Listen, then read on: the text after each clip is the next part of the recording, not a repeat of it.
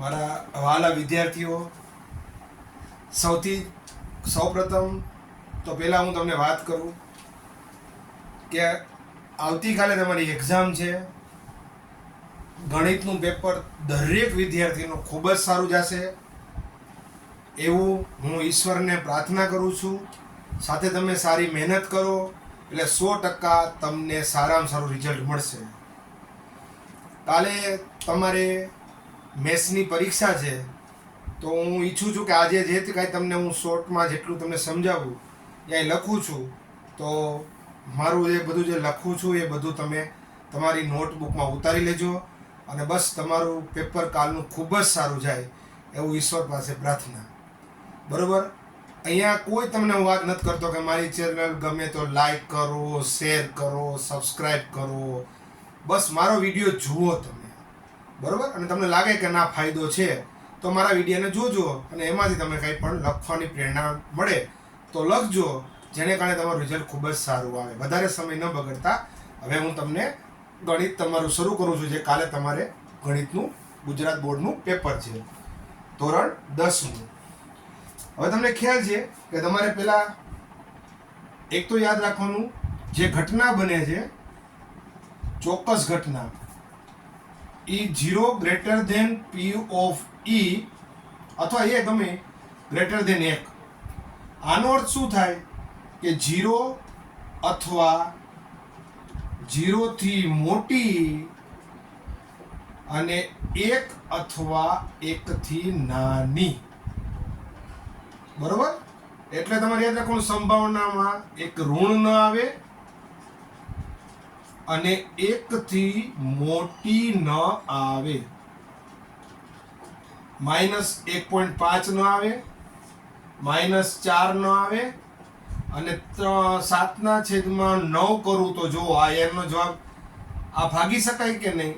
Sorry, અહીંયા હું 4 કરું તો જો આ ઘટના તમે જો 7/4 ભાગી શકાય ને? તો આ 1 થી મોટી હોય એટલે આ કોઈ દિવસ આવે નહીં. આવી નાની નાની બાબતો ધ્યાન રાખો અને માર્કને કવર કરો.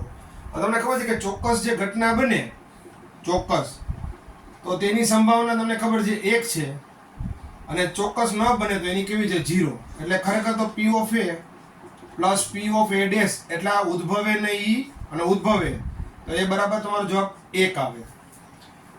બીજું તમે જુઓ, તમને ખરા ખોટામાં ઘણી વખત પૂછે છે કે P ઓફ A અને P ઓફ A અને P ઓફ A ડેશ, તો જોજો A ની બેની કિંમત ક્યારેક સરખી પણ હોય, એક છે બીજા કરતા ક્યારેક મોટો પણ હોય, એક છે જે આ પેલો એ બીજા કરતા નાનો પણ હોય. બરોબર? એટલે કોઈ તમને એમ કે આ બે બરાબર હોઈ શકે? હા, આના કરતા મોટો જ હોય નહીં, મોટોય હોય, નાનોય હોય અને બરાબર પણ હોય. એક આ વસ્તુનું ધ્યાન રાખજો. ત્યાર પછી તમને જુઓ, તમને ખ્યાલ છે કે હવે આપણે આગળ જોતા જઈએ તો ક્યારેક તમને કેવી રીતે પૂછે? જો આમ પૂછે કે P of A ratio P of A dash અને 5/3 ને એવું આપ્યું હોય, બરોબર ને? આવું અને તમને એમ પૂછે P ઓફ A ગોતો, તો ચિંતા નથી કરવાની. તમને કીધું છે શું? P of A ગોતવાનું. તો આમાં A કેટલામાં નંબરનો છે? પહેલો, તો એ પેલા 5 મૂકી નીચે આ બેનો સરવાળો મૂકો. 5 + 3 કેટલા થાય? તો કે 8. પૂરું. જો તમને P ઓફ A ડેશ માગે તો તમારે શું મૂકવાનું? 3 અને નીચે એ બેનો સરવાળો તો મૂકવાનો. એક આ રીતનું હોય. ક્યારેક P ઓફ A તમને કેવી રીતે આપ્યું હોય? 6/9 આપ્યું હોય, સપોઝ 6/7 આપ્યું હોય. અને જો તને P ઓફ A ડેશ કે તો સાવ સરળ, જો આ 7 મૂકી અને એની બાદ બાકી ઉપર મૂકી દેવાની એટલે 1/7 કેટલા આવ્યા? 7. આ રીતનું તમે જોઈ શકો છો. આનો સ્ક્રીનશોટ લઈ લેજો.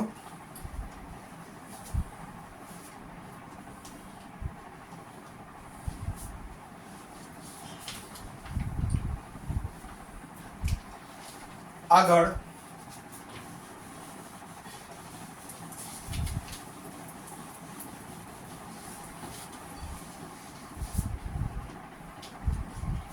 જો હવે એક સિક્કાને ઉછાળવાનું છે.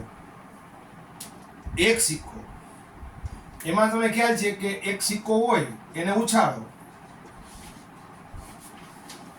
એક H હોય ને એક T હોય, હેડ અને ટેલ. છાપ અને કાંટો, બરોબર ને? તો એક વખત ઉછાળો તો એની સંભાવના કઈ હોય તમને ખ્યાલ છે? જો એક એચ અને કોણ છે ટી, તો આની સંભાવના શું હોય? કા એચ ટી હોય અને કા શું હોય? T H. જો થઈ ગયું. એટલે એક વખત સિક્કા હોય એની સંભાવના 2 ની પર 1 ઘાત એટલે 2 હોય. હવે સપોઝ 2 સિક્કાની વાત કરે તો તમને ખબર છે આ એચ અને આ ટી અને આ ટી અને એચ, એમનો ખ્યાલ હોય તો તમારે આમ કરવાનું. જો 2 સિક્કા પૂછ્યા ને, અને તમારે 2 વખત શું લખી નાખવાનું? એચ, 2 વખત ટી, 1 વખત એચ, 1 વખત ટી, 1 વખત એચ અને 1 વખત ટી. તો થઈ ગઈ એક સંભાવના H H, H T, T H અને ટી ટી. હવે આમાં તમને શબ્દ ખાલી ક્યાં હેરાન કર્યા? હજી તમને પેલા 3 સિક્કાનું લઈ લે આપણે. 3 સિક્કા. આપ જુઓ, એક સિક્કો એટલે 2 ની પર 1 ઘાત એટલે 2. 2 સિક્કાનું હોય તો 2 ની પર 2 ઘાત એટલે ટોટલ સંભાવના કેટલી થવી જોઈએ? 4. 3 સિક્કા પૂછે તો જો 1 2 3 4, 1 2 3 4. કેટલું સરળ છે? જો 1 2 તો પાછું 1 2, 1 2 તો પાછું 1 અને 2, 1 2 1 2 1 2 1 2. પેલા 4 એચ 4 ટી, પછી 2 એચ 2 ટી, 2 એચ 2 ટી, પછી એચ ટી એચ ટી. જો થઈ કેટલી સંભાવના થઈ ગઈ? ગણી ગયો. કેટલી થઈ ગઈ? 8. એટલે 2 ની પર કેટલી ઘાત થાય? 3. હવે તમને આમાં ખાલી પૂછે કઈ રીતે ખબર છે? કે ઓછામાં ઓછી શબ્દ વાપરે, કદાચ ઓછામાં ઓછી 2, તો એનો મતલબ 2 આવે અને 2 થી વધારે આવે.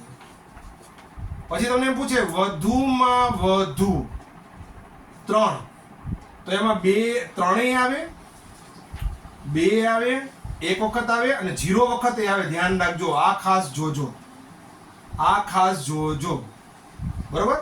અને એક્ઝેક્ટ કે માત્ર 3 જ, તો 3 જ આવે, 3 થી ઓછી નો આવે, 3 થી વધારે ના આવે. આ દાખલા હતા સિક્કાના, બરોબર? ચાલો એનો વિડીયો શોટ લઈ લો.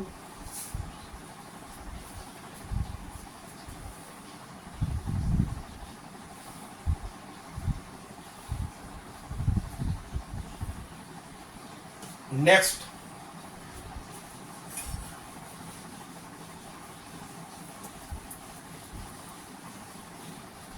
ત્યાર પછી તમને ખબર છે કે પાસો, 1 પાસો, 2 પાસા, 3 પાસા. 1 પાસો હોય એમાં કોણ હોય? 1 2 3 4 5 ને 6, બરોબર? એટલે અહીંયા શું ધ્યાન રાખવાનું છે? જોજો, 6 ની પર 1 ઘાત એટલે 6.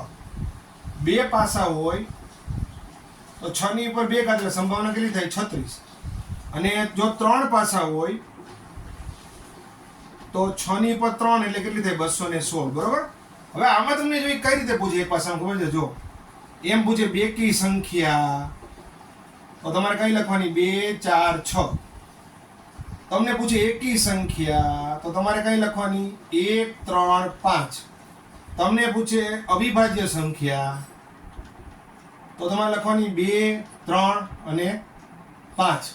તમને પૂછે વિભાજ્ય સંખ્યા, તો 4 અને 6. એમ પૂછે 3 નો ગુણિત, તો 3 અને 6. 4 નો ગુણિત, તો 4. પછી તમને એમ પૂછે કે 4 કે 4 થી નાની, જોજો આની પર ખાસ જોજો આ બધું, તો કે 4 3 2 અને 1 એટલે 4 સંભાવના, બરોબર? આ રીતનું તમને એ લોકો આમાં ફેરફાર કરાવડાવે. બસ, તો આ પાસામાં આ રીતના દાખલા હોય. હવે 2 પાસામાં કેવું હોય? તમને ખબર છે કે 1 1 થી લઈ અને 1 6 સુધી હોય. 2 1 થી લઈને તમને ખબર છે 2 6 સુધી હોય. 3 1 થી લઈને 3 6 સુધી હોય. 4 1 થી લઈ અને 4 6 સુધી હોય.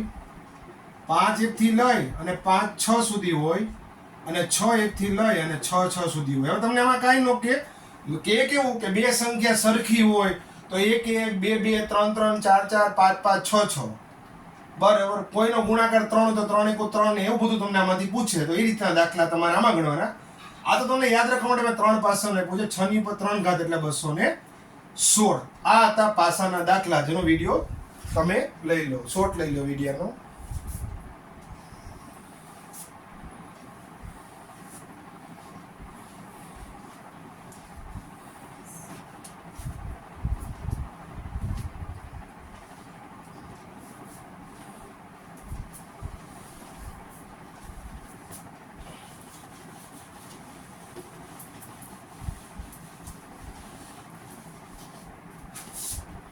ત્યાર પછી તમને ખબર છે કે માર્કનું આવે છે, બરોબર? માર્ક, તમને માર્કમાં ખ્યાલ છે કે એમાં માર્કમાં કેવું આવે તમારે કે ભાઈ 80 માર્કનું પેપર હતું અને 79 માર્ક હતા.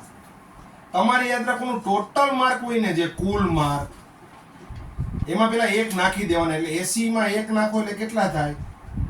81. એટલે તમારે ટોટલ, જ્યારે તમે ટોટલ નીચે લખો ને ત્યારે 1 વધારીને લખવાનું. અને અહીંયા 79 પણ એક જ વખત આવે એટલે 1/100. હવે માનો કે 100 માર્કનું પેપર હોય ને 101 માર્ક આવે નહીં તો 0. 50 માર્કનું પેપર હોય અને 49 આવે તો યાદ રાખવાનું 50 એટલે તમારે શું મૂકી દેવાનું? 1 વધારે જ મૂકવાનું હંમેશા, 51. અને 49 કેટલી વખત આવે? 1 વખત એટલે 1. હંમેશા ટોટલમાં 1 નાખીને નીચે લખવું. ટોટલ માર્કમાં 1 નાખીને નીચે લખવું. એટલે તમારે મેળવેલા ગુણ છે એ ગુણ નહીં મૂકવાના, એકડો મૂકવાનો. ગુણ નહીં મૂકવાના, એકડો મૂકવાનો. આની પર ખાસ ધ્યાન રાખજો. હવે તમને એમ થાય સર 80 માર્કનું પેપર છે ટોટલ, તમે મને નીચે 81 કેમ લખાવ્યા? તો કોઈ મેજિક નથી, કારણ કે તમારા જે માર્ક આવે ને એ તમારે ઓછામાં ઓછા 0 આવી શકે અને વધારે વધારે કેટલા આવે? 80. ગણી લ્યો. ચાલો 0 થી 80 એટલે કેટલી સંખ્યા થાય? એટલે મેં તમને આ રીતે આપેલ છે. ચાલો આનો શોર્ટ લઈ લ્યો.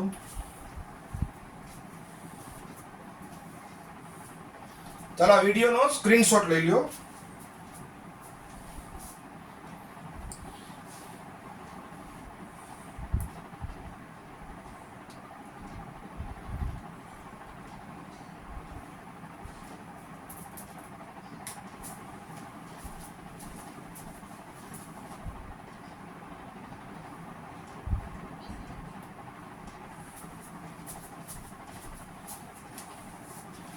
ત્યાર પછી આપણે પત્તાની વાત કરીએ.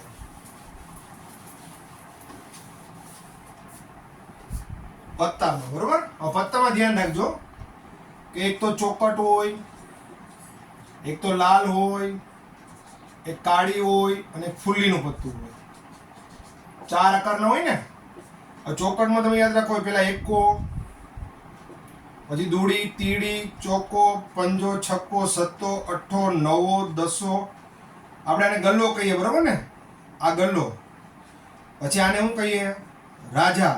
આને શું કહીએ? રાણી. બરોબર? આ 3 પત્તા તમને ખ્યાલ આવી ગયો? હવે તમે જુઓ કે આ એક આ બધા પત્તા છે ને, અમારો કે એકો છે એના 4 પત્તા છે, ટોટલ બધા પત્તા 4 હોય. ટોટલ સંભાવના કેટલી હોય? 52. પછી આ બધા થઈને આવે કેટલા? 4. એમ દરેક પત્તા 4 હોય. કેટલા હોય?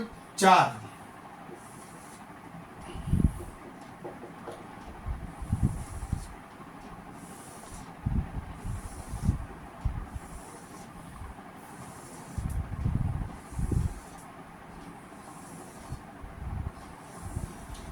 દરેક પત્તા 4 હોય. આ બધા માનો કે આ જે છે દરેક શેપના આકારના એક હોય, ટોટલ 4 પત્તા હોય. બરોબર? આ રીતનું ધ્યાન રાખવું ખાસ.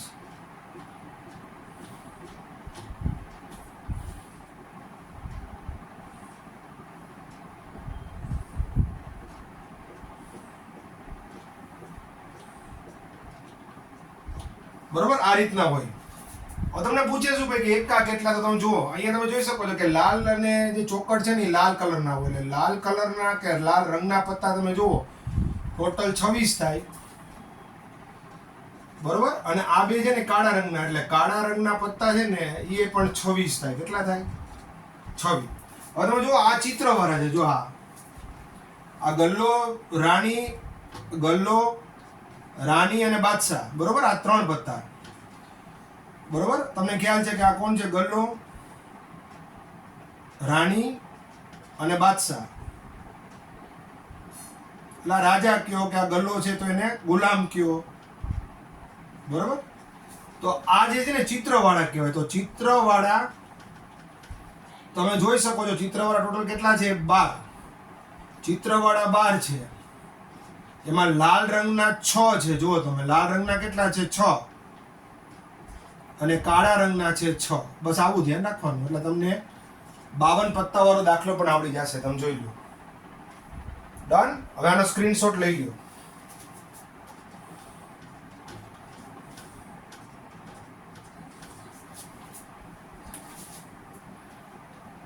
ધ્યાન રાખજો, જે આ ચોકડ છે તો ચોકડના ટોટલ કેટલા પત્તા? 13. લાલના કેટલા? 13. કાળીના 13 અને ફૂલીના પણ કેટલા છે? 13.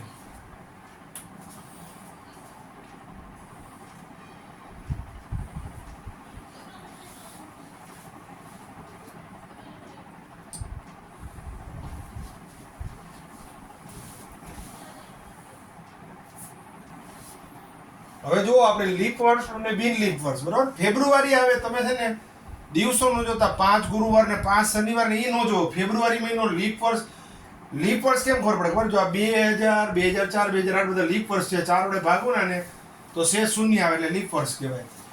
લીપ વર્ષમાં ફેબ્રુઆરીમાં ફરજિયાત તમે 1/7 મૂકી દેજો. બિન લીપ વર્ષ હોય તો ફેબ્રુઆરીમાં ફરજિયાત 0/7 તો 0 મૂકજો. વર્ષ પૂછે 53 રવિવાર કેવા, તો લીપ વર્ષ હોય તો 2/7 મૂકજો. બિન લીપ વર્ષ હોય તો 1/7 મૂકી દેજો. જાન્યુઆરી, માર્ચ, મે, જુલાઈ, ઓગસ્ટ, ઓક્ટોબર અને ડિસેમ્બર હોય તો 3/7 3/7 જ આવશે, તમે જોઈ લેજો. એપ્રિલ, જૂન, સપ્ટેમ્બર અને નવેમ્બર હશે તો 2/7 2/7 2/7 2/7 જ આવશે જ. 1 થી 100 સુધીમાં અવિભાજ્ય સંખ્યા 25 છે. સ્વર કોને કહેવાય? એ, ઈ, આઈ, ઓ, યુ ને કહેવાય. બેકી સંખ્યાને અયુગ્મ કહેવાય. એકી છે બેકી સંખ્યાને યુગ્મ કહેવાય. એકીનું બીજું નામ અયુગ્મ. લીપ વર્ષ જો 2000 છે, સમાન દિવસે જન્મ તો 1/366.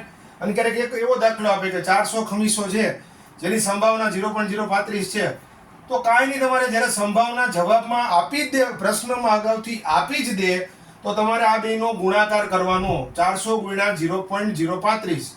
તમે જો અહીંયા કેટલા આંકડા છે? પોઈન્ટ પછી 1, 2, 3 તો 1000 મૂકો. પોઈન્ટ પછી 2 આંકડા હોય તો 100 મૂકો અને 1 આંકડો તો 10 મૂકો. હવે 2 મિનિટના ગયા, 35 ગુણ્યા 4 કરો એટલે 140. 140 ભાગ્યા 10 એટલે 14. બરોબર? આ હતું સંભાવનાના જેટલા મારાથી થાય એટલા મેં તમને સૂત્રણ બધું કાઢી દીધું છે. હવે આપણે ચાલો નેક્સ્ટ આ વિડીયોમાં આગળ જોશું આંકડાશાસ્ત્રથી માંડીને બીજા બધા અન્ય ચેપ્ટરો.